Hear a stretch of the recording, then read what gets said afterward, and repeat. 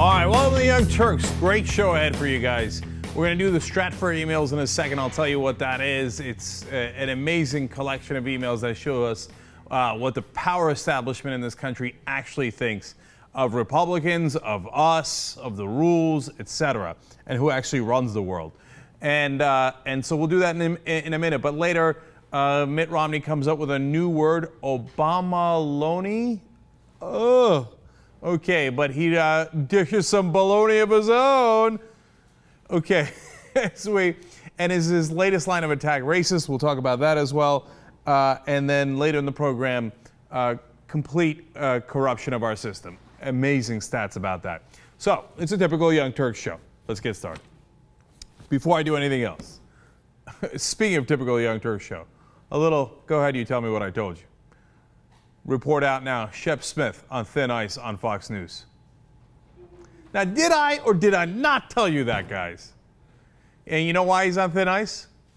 Because he's supporting gay marriage too much. He's calling the Fox News audience too intolerant. He just mentioned it once in a passing break. I showed it on the show here, and I said, look, I know Shep oftentimes disagrees with Republicans on Fox News and against the conservative talking points, and they give him a lot of leeway, but there are bounds of reason to this. And if you hint at the Fox News audience being intolerant, that's going to cross the line. Bam! Cross the line. And sources saying Roger might have to pull him aside and give him a good talking to and say, hey, getting a little too hot in there, okay? Dial it down. And the source says if he wasn't so popular and highly rated and highly paid, Roger would have yanked him off the air months ago. It's almost as if I know what I'm doing. All right, so now we move forward. Speaking of which, right? So Stratfor is a company that is a private corporation, and what they do is they collect intelligence for other corporations from the government. So they have a lot of sources, especially within the Republican Party, also within the donor community, so they have a better sense of what's going to happen next than your average guy. And in fact, they try to oftentimes even spy in on protesters. For example, in Bhopal, when Dow Chemical had that disaster in India, they spied on the protesters there. So this is a pretty nefarious group. Julian Assange has characterized them as a shadow CIA. And when you have private business and government merging, that is not a good form of government. And Stratfor appears to be at the very epicenter of that. Now, we have some internal emails from them. How do we get them? Anonymous hacked into it. WikiLeaks got it from Anonymous or got it somehow. And then they gave it over to Politicalgates, who is now reporting it. And I love it because it gives you a great sense of what's actually happening in our political scene behind the scenes, the stuff that the media doesn't tell you, but that is enormously relevant. So now Stratfor, as I said, is run by two guys, George Friedman and Fred Burton. Fred Burton's the VP, George Friedman is the CEO, and they collect intelligence, and they've got their sources within the Republican Party. And first, this is how they characterize the different Republicans back in December of 2010. They say this is seen in the battle between Romney, corporate, Palin, I like how they misspelled it, Tea Party, and Huckabee, Christian. And you know what? That's a very fair assessment of what the Republican field looked like back then in 2010. Now, Huckabee, I thought, should have gotten in. Apparently, they thought he had a legitimate chance to grab the Christian voters, but he chose not to. And, of course, Palin chose not to as well. But who is Mitt Romney? He is clearly the corporate candidate that is mentioned in many different emails. So, of course, they like that part, but there are other parts about Mitt Romney that they do not like. So here's one of their sources saying all the way back in 2008, after he got his ass kicked in Michigan by John McCain during that primary season, he says, Americans don't like losers. The Michigan move will hurt because of perceptions. So then McCain might not pick him. Although later in the emails, they seem to have a source that says until 4 days before Sarah Palin was announced, that Mitt Romney was the #1 candidate for VP for John McCain. But something happened in those 4 days, and they went with Sarah Palin instead. Interesting. But here is some of their concerns about Romney. According to a Republican source in 2009, Romney can't make it. Mormons are viewed as voodoo. Now, I like how the Republicans are like, God, I like how he's corporate, but the Mormon, oh, come on. We got to discriminate. We're torn. He'll do everything we want as a corporate paymaster and then now servant as a politician. But, you know, he is Mormon. In fact, they're obsessed with it. Here's Fred Burton, the VP, in May of 2011. Romney thinks he can win. Mormon, no way. Now, the funny thing is, he, of course, turned out to be wrong in terms of the primaries. And then, if that wasn't clear enough, here's a Stratfor email from 2008. Ew, Romney, gross. It's funny when you see, like, the so-called masters of the universe are actually, you know, in 8th grade. They're like, oh my God, did you see Romney? He's so voodoo with all his Mormon stuff. Ew. Okay. Now, here's another thing that's interesting. Back in all the way in 2007, remember Romney at that point is trying to run against McCain, etc. They have a source that says, this is from the GOP billionaire fundraiser. Does not believe a Mormon can get elected. Now, that could be Sheldon Adelson, who poured in a tremendous amount of money, of course, to Newt Gingrich, because part of the reason was he said he thought Mitt Romney couldn't get elected. And the other reason is, to be fair to Mitt Romney, he thought that Newt Gingrich would do whatever he wanted, but Mitt Romney might not. Score one for Romney, right? Now, it could be the Koch brothers, it could be any of them, but it's interesting to see the biases internally when the Republicans are just talking to themselves and talking to these corporate groups and fundraisers and funders as well. Now, speaking of which, this is enormously telling. So what do they think of you? What does the Republican corporate establishment think of the Tea Party guys, etc.? Well, here's an email from 6/9/2011, Fred Burton again. Romney and Palin want the job, but neither are winnable. Again, with the obsession with Mormon. Mormon and Walmart night shift aisle stalker, but she can carry the white trash and redneck vote.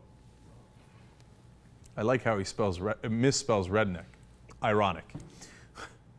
But that's what they think of you. Like, they think you're a sucker, you know, if you're a Tea Party guy. Like, oh yeah, come on, vote for our tax cuts. Redneck aisle stacker, yeah. You don't have a banking job like us. You don't have a corporate job. You stack aisles at Walmart. Trash. And then they use you to win elections and then get deregulation and tax cuts and all the things that they want. Crony capitalism. Well, how about black folks? Well, here's a very telling email from June of 2011 about Herman Cain. They say Cain is like to trump the Dems on the race card. Again, horrible grammar. I know these are just emails they're sending to one another, often misspellings, but what they're saying there is, we can trump the Dems with Herman Cain. We bring out a black guy to say the racist things, and they can't say anything.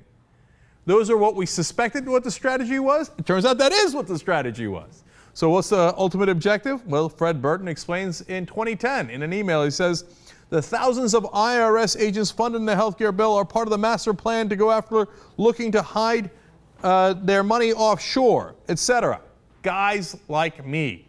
In other words, we don't want that. We don't want any government enforcement. We don't want the IRS looking into the money we're hiding because guys like me are hiding it. Now, if we could just get Republicans elected, well, man, we'll be safe, and they will serve their corporate masters and the rich just like we want them to. Send that white trash Sarah Palin out there. Send that sellout Herman Cain out there. Do whatever you got to do, even if it's a voodoo Mormon guy, as long as he's corporate enough.